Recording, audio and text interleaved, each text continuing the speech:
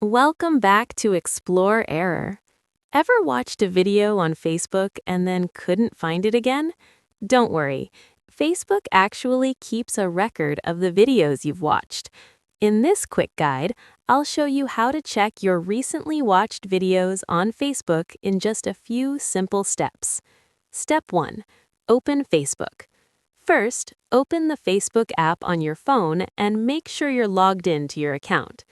Step 2. Open the menu.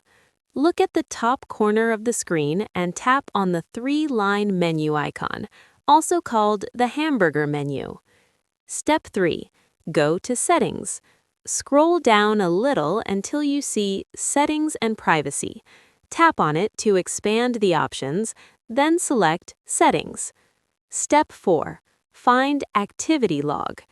Inside the Settings page, scroll down until you see Your Activity. Tap on Activity Log. Step 5. Check Watched Videos. In the Activity Log, tap Facebook Activity.